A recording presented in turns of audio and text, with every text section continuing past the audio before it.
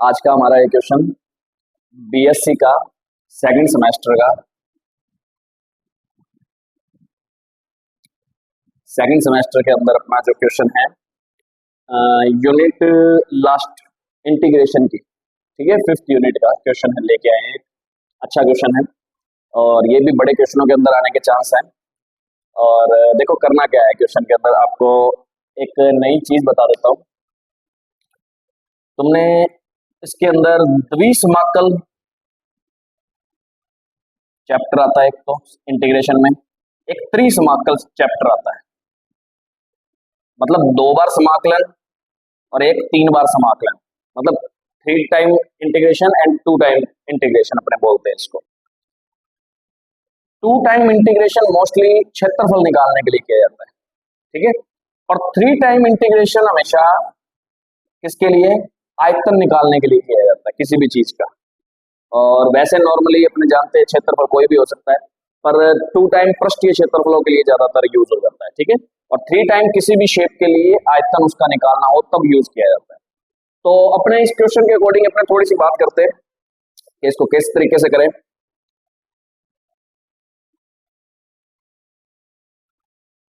इसको यदि देखें तो क्या होगा, किस तरीके से करते हैं इस क्वेश्चन को।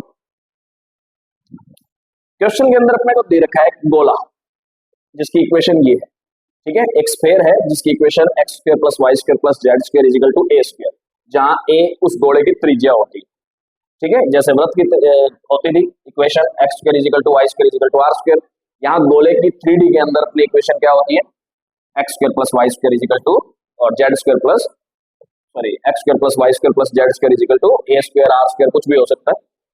अब क्वेश्चन में पूछा गया है, पता है, एक गोला था, उसके धनात्मक अष्टांग मतलब पॉजिटिव ऑक्टेंट्स के अंदर कोई भी 3D अपना डायमेंशनल होते हैं तो वो कितने हिस्सों में बांटता है, 8 हिस्सों में बांटता है।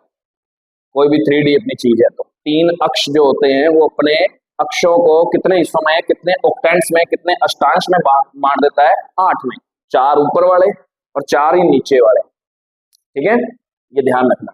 तो वो कहता है धनात्मक अष्टांश में, ठीक है, धनात्मक अष्टांश की सहती होता है द्रव्यमान, मास से रिलेटेड बात हो रही है, ठीक है, ज्ञात करना है अपने को, द्रव्यमान ज्ञात करना है जिस किसी बिंदु पर घनत्व मतलब डेंसिटी, ठीक है, तो वो अपने को दे रखी कितनी, इतनी दे रखी है।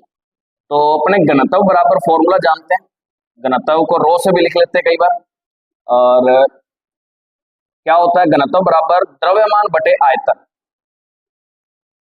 फॉर्मूला अपने पढ़ते आए हैं, कई जगह पे पढ़ा होगा, ये V और ये M, ऐसा ही होता है, घनत्व बराबर द्रव्यमान बटे आयतन, ये फॉर्मूला पढ़ा होगा, मतलब density is equal to mass over में वॉल्यूम, ठीक है। अब क्वेश्चन के अंदर अपने को घनत्व दे रखा है और द्रव्यमान निकालना है, तो घनत्व दे रखा है, द्रव्यमान निकालना है, और द्रव्यमान निकालने के लिए क्या फॉर्मूला बन जाएगा, घनत्व गुणा ये वाली चीज इधर गुणा में आ जाएगी, तो फॉर्मूला बन जाएगा अपना जो भी होगा वो होगा, आयतन निकालना है और आयतन के साथ जो भी अपना घनत्व है, घनत्व कुछ भी दिया हो तो वो घनत्व लिख दिया, ठीक है। और ये जो आंसर में आएगा ये अपनी सहमति आएगी, सहमति मतलब द्रव्यमान आएगा जो भी अपना आएगा, क्लियर। और अपने को डीवी का मतलब क्या है, समाकलन करने के लिए मैंने आपको ट्रिपल समाकलन का मतलब क्या होता है, आयतन, और आयतन का यदि घनत्व के साथ गुणा कर दिया जाए तो क्या बन जाएगा, द्रव्यमान, द्रव्यमान को अपने सहमति बोलते हैं, ठीक है। तो यहाँ ध्यान रखना, अपने ट्रिपलेट इंटीग्रेशन का यूज कर रहे हैं, त्रिसमाकल का यूज कर रहे हैं, क्योंकि त्रिसमाकल का यूज आयतन निकालने के लिए किया जाता है, और आयतन का गुणा किससे कर लिया जाए, डीवी मतलब आयतन, वी का मतलब पार्ट है, छोटे छोटे पार्ट्स को ले लिया और लेके फिर टोटल कर लिया उसका, तो वो बड़ा पार्ट बन जाएगा, पूरा आयतन हो गया, और फिर उसका मल्टीप्लाई किससे, घनत्व से कर लिया, ठीक है। अब इसकी वैल्यू रख लेते हैं कि एक्स वाई जेड, और डीवी की वैल्यू होती है dx into d y into d z, याद रखें हमेशा, डीवी की वैल्यू क्या होती है, dx into d y into d z, ठीक है, आयतन में लंबाई गुना चौड़ाई गुना ऊंचाई का रूप, एक टाइप से ये देखा जाए तो। अब देखो एक बात और बता देता हूँ, x के सापेक्ष, y के सापेक्ष, z के सापेक्ष होगा तो समाकलन। अब ध्यान रखें समाकलन की लिमिट भी लानी, और लिमिट के लिए ही गोले के एरिया में घूमना है अपने को, गोले के में घूमना है, और ध्यान रखें पहली जो लिमिट आएगी वो जेड की आएगी। और लिमिट कैसे निकालते हैं, जेड की जो लिमिट आती है मतलब जेड का आंसर निकाल लो, यहां से कितना आएगा A square minus X square minus Y square, कहां से कहां तक में, कहां से कहां तक, धनात्मक अष्टांश से बात हो रही है। धनात्मक होती है जो चीज, मान लो पहला चतुर्थांश है एक टाइप से, अष्टांश भी होता तो पहला होता तो जीरो से स्टार्ट होके दूसरे पे खत्म होता है, ठीक है। तो यहाँ जो आंसर आएगा जीरो से स्टार्ट होके, सारे जीरो से स्टार्ट होके दूसरा गोले पे जाकर रुक जाएंगे। गोले के कौन सा पार्ट पे, ये जेड की लिमिट आ गई। अगली बार जब वाई की लिमिट निकालेंगे तो जेड वाला हिस्सा तो खत्म ही हो जाएगा जब तक जेड का समाकलन कर लिया जाता है। त्रिसमाकल को सोल्व करने के लिए ध्यान रखना जो पीछे होता है उसको पहले सोल्व करते हैं। मतलब सबसे पहले समाकलन जो होगा वो डी जेड के रिस्पेक्ट होगा, मतलब जेड के फंक्शन का होगा समाकलन, क्लियर। फिर उसके बाद जो सेकंड समाकलन है वो सेकंड नंबर वाले का जो पीछे से है। थर्ड वाला जो है वो थर्ड वाले का समाकलन, मतलब सबसे लास्ट में एक्स का समाकलन होता है। और जिसका समाकलन हो जाता है लास्ट में वो धीरे धीरे खत्म होता जाता है। इसका पूरा समाकलन हो जाएगा, जो लिमिट आएगी वो सोच के देखो, लिमिट किसकी आएगी, एक्स और वाई के पदों में आएगी, और आगे भी एक्स और वाई का फंक्शन, तो मतलब जेड तो खत्म ही हो गया। तो जब नई लिमिट बनाएंगे अपने तो जेड की वैल्यू कितनी ले लेते होते हैं, जीरो ले लेते होते हैं, ठीक है। तो जेड की वैल्यू जीरो ले ली। अब बच गया कौन, x square plus Y square is equal to A square. अब वाई की लिमिट लेनी है तो जीरो से कितनी आ जाएगी, कितने हो जाएगा, A square minus X square हो जाएगा, जीरो से जीरो टू रूट में ए स्क्वायर माइनस एक्स स्क्वायर। बात क्लियर होगी। और यदि पूरे का निकालना होता ना तो अंडर रूट तो देखो प्लस माइनस दोनों लेके आता है, तो माइनस से प्लस वाली डिजिट पूरी लेके जाते हैं यदि पूरे का निकालना होता। पर क्वेश्चन में धनात्मक अष्टांश की बात करिए, ठीक है, तो ध्यान रखना पॉजिटिव पॉजिटिव वाले के तो पूरा नहीं ले रहे, सिर्फ इतना पार्ट लिया जाता है। धनात्मक मतलब प्लस वाले लेके चलते यहाँ पे। अब आती है बात अगली इंटीग्रेशन के अंदर एक्स की लिमिट की, क्योंकि अब वाई भी खत्म हो जाएगा लास्ट में, लिमिट लग के, लिमिट जब लग जाएगी वो एक्स की लगेगी, एक्स के फंक्शन सारे बन जाएंगे और एक्स के रिस्पेक्ट इंटीग्रेशन होगा। तो अगली जो लिमिट होगी वो इस तरीके से जीरो से, अब देखो वाई भी जीरो हो जाएगा, जेड भी जीरो हो जाएगा, x square is equal to A square बच जाएगा, ठीक है। तो एक्स की जो लिमिट आ जाएगी वो जीरो टू ए आ जाएगी, क्योंकि x square is equal to A square, square से स्क्वायर कैंसिल। वैसे तो प्लस माइनस ए आना चाहिए था, पर अपने कहां से ले रहे हैं, धनात्मक अष्टांश, तो जीरो से स्टार्ट होके ए पर खत्म हो जाएगा। तो अपना क्वेश्चन ये बन गया। अब देखो आपने त्रिसमाकल के सिंपल क्वेश्चन भी आपके आ सकते हैं, या कोई भी फंक्शन दे देगा आपको, वो सीधा छोटे क्वेश्चनों के अंदर बात कर रहा हूँ, कोई भी फंक्शन दे देगा एक्स वाई जेड के अंदर और साथ में ऐसे लिख के दे देगा, या डीवी लिख के दे देगा, तो डीवी को अपने ऐसे लिख के उसका सिंपल समाकलन करना अपने को सीखना है। छोटे क्वेश्चनों में सीधा डायरेक्ट दे देगा, अब बड़े क्वेश्चन के अंदर थोड़ा सा ऐसे पूरी उलझा के थोड़ी सी बातों को दे देता है, ठीक है। छोटे क्वेश्चनों में सीधी लिमिट देगा और सीधा फंक्शन देगा और ऐसे दे देगा और उसको सोल्व करना होगा। अब सोल्व कैसे करते हैं वो भी सीख लो, मतलब छोटा क्वेश्चन भी क्लियर हो जाएगा और बड़ा क्वेश्चन भी क्लियर हो जाएगा इससे आपका। देखो सबसे पहले जेड के रिस्पेक्ट अवकलन करना है, तो जेड बाकी सारा उस टाइम के लिए कांस्टेंट होता है हमारा, तो के एक्स वाई तो कांस्टेंट, जेड का करेंगे तो जेड स्क्वायर बाई टू, ऐसे ही होता है इंटीग्रेशन। और उस पर लिमिट कितनी लगेगी, जीरो से root A square minus X square minus Y square, और बाकी इंटीग्रेशन डबल वाला रह गया जो पेंडिंग वो पढ़ाई है, क्लियर। और आगे जो डी एक्स और डी वाई बचे हैं वो पढ़ाई, जेड के सापेक्ष तो हो गया समाकलन, बात क्लियर हो रही है। अब देखो करना क्या है, लिमिट रख दो, सिंपल चीज है, लिमिट रख दो। लिमिट रखेंगे तो क्या आएगा आंसर में, के एक्स वाई तो हो गया, ये वाला इस पे स्क्वायर होएगा तो स्क्वायर हट जाएगी, बचेगा कौन, A square minus X square minus Y square और डिवाइड बाई टू, और माइनस में जीरो जब रखेंगे तो जीरो रखेंगे तो जेड की वैल्यू जीरो, सारा जीरो, तो रखो ही मत चाहे। अब बन गया ये चीज, इस बात में कोई दिक्कत है तो बताओ। अब आ जाओ वाई के फंक्शंस को ले आओ, बाकियों को बाहर रख लेते हैं, यहाँ पर लेके चलता हूं मैं आगे वाले पार्ट को। अब देखो आगे समाकलन करने के लिए पहले मैं थोड़ा सा इजी एक बार लिख लेता हूँ, इजी फंक्शन बना लेते हैं ना, फिर बाद में आसान हो जाएगा। के एक्स तो कांस्टेंट ही रहेगा, ठीक है, और वाई का गुणा इसके साथ भी होगा और आगे सारों के साथ ही होना है, नॉर्मल सी बात है। तो क्या क्या किसके किसके साथ होगा, ए स्क्वायर वन बाई टू भी बाहर ले लेता हूं मैं, ये वन बाई टू को बाहर निकाल लेते हैं, ठीक है। देखो करना क्या होगा, के एक्स तो पढ़ा ही है और ए स्क्वायर के साथ वाई का मल्टीप्लाई होगा माइनस एक्स स्क्वायर के साथ वाई का मल्टीप्लाई होगा और वाई की स्क्वायर के साथ होगा तो वाई की क्यूब हो जाएगा। मतलब अब क्वेश्चन ये बन गया अपना, क्लियर, इतनी बात समझ आ गई, वाई का अंदर मल्टीप्लाई कर लिया। आगे चलते हैं, one by two zero two A अब की बार मैं क्वेश्चन सॉल्व करता हूँ, इंटीग्रेशन करता हूँ। ये तो कांस्टेंट ये पार्ट, इसको तो वैसे का वैसे, इसका करेंगे तो A square Y square by two, क्योंकि ए स्क्वायर कांस्टेंट है वैसे का वैसे, वाई का वाई स्क्वायर बाई टू, और एक्स स्क्वायर कांस्टेंट है वैसे का वैसे, वाई स्क्वायर बाई टू, और आगे करें तो वाई की क्यूब में वाई की 4/4, और रह गया सिर्फ अब dx, और इस पूरे पे लिमिट लगेगी किसकी, 0 से रूट में ए स्क्वायर माइनस एक्स स्क्वायर।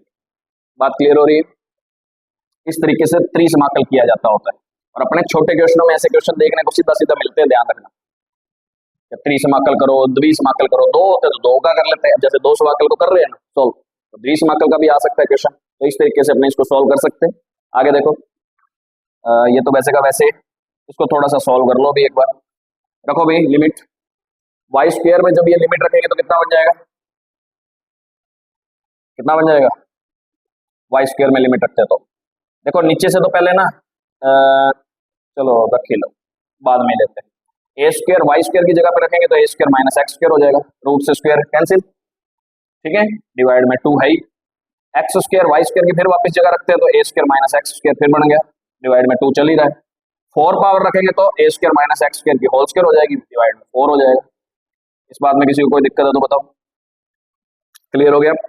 अब इसके बाद बात करें तो 1/2, और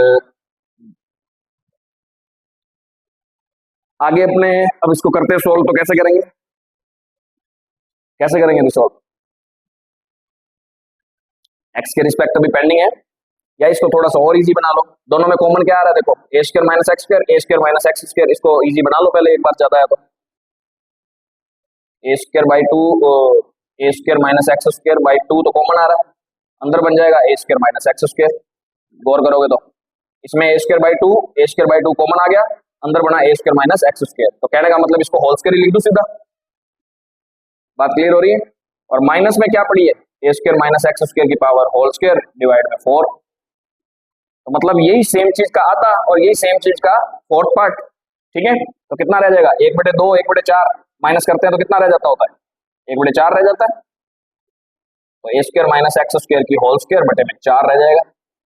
क्वेश्चन इजी हुआ, इतनी चीज को समझ ले। अब इसके बाद x का मल्टीप्लाई कर लो, के तो फिर भी कांस्टेंट ही है, मैं थोड़ा सा यहाँ बता देता हूँ, 1/2 हो जाएगा, 0 to a हो जाएगा, पहले इसको थोड़ा सा सॉल्व कर लो, के को भी बाहर लिख लेते हैं, कांस्टेंट ही बाहर लिख लो, और डिवाइड वाला 4 भी बाहर ले आओ, 8 हो जाएगा नीचे जाके, ठीक है। रह गया x का मल्टीप्लाई करते हैं तो पहले होल स्क्वायर खोल लेते हैं उसकी, a की 4 प्लस में x की 4 और माइनस में 2a स्क्वायर एक्स स्क्वायर, और जब x का मल्टीप्लाई करेंगे तो अंदर x की 5 हो जाएगी और x की क्यूब हो जाएगी। इतनी बात में कोई दिक्कत है तो बताओ, बात समझ रहे हैं? और इसके बाद k/8 तो हो ही जाएगा। अब लिमिट रखते तो कितना आ जाएगा, लिमिट क्या सॉरी पहले इंटीग्रेशन करते हैं तो ये तो हो जाएगा x की स्क्वायर बाई 2 a की 4, ठीक है, और ये हो जाएगा x की 6/6 माइनस 2a स्क्वायर x की 4/4, यही होगा, इतना ही होगा, और यहाँ हो जाएगा 0 to a हो जाएगा इस पर। अब लिमिट रखनी है फिर, ठीक है, वहां पे भी जब लिमिट रखी थी ना जीरो वाली तो सारा जीरो ही कर देगी, इसलिए जीरो रखी नहीं थी, यहाँ पे भी जीरो रखने की जरूरत नहीं, ए वाले जो भी बनता है वो लिखेंगे। कितना हो जाएगा, ए रखते हैं तो ए की पावर तो 6 हो गई, डिवाइड में 2 हो गया, माइनस यहाँ ए की पावर 6 हो गई, बटे में 6 हो गया, माइनस यहाँ पे भी 2 ए की पावर 6 हो जाएगी और ओवर में 4 हो जाएगा, या इसको भी काट लेते हैं, 2 रह गया नीचे। बात क्लियर हुई? और जीरो रखेंगे तो सारा जीरो हो ही जाएगा, ए की स्क्वायर ये तो सारा कैंसिल, बचा कौन, 48 के और ए की 6, ये प्लस का भी ध्यान रखें, प्लस का आंसर आ जाएगा। तो ये अपना क्या आ गया, 37 जो भी अपनी बोलते हैं तो 37 आ गई। बात क्लियर हुई? तो इस तरीके से अपने किसी भी क्वेश्चन को ऐसे सॉल्व कर सकते हैं। छोटे क्वेश्चंस के अंदर सीधा फंक्शन दिया हो सकता है और उसको ऐसे ट्रिपलेट समाकलन में भी दिया हो सकता है, उसको सॉल्व करना आना चाहिए आपको, ठीक है। तो ये तो नॉर्मली अपना वे है, ओके। तो वीडियो अच्छी लगे हो तो आगे अपने फ्रेंड सर्कल के साथ शेयर किया करो, और किसी का भी भला होता है तो अच्छी बात है। और बाकी फिर भी कोई प्रॉब्लम लगती है तो आप कमेंट बॉक्स में मेरे को बता सकते हो, ठीक है। और आपको भी कोई क्वेश्चन समझना हो तो आप कमेंट बॉक्स में बता सकते हैं। अगली वीडियो उस चीज की भी बना के कोशिश करेंगे, समय मिलते ही जैसे भी। ठीक है, ओके, प्रैक्टिस करो, पेपर नजदीक है अच्छे से। Thank you.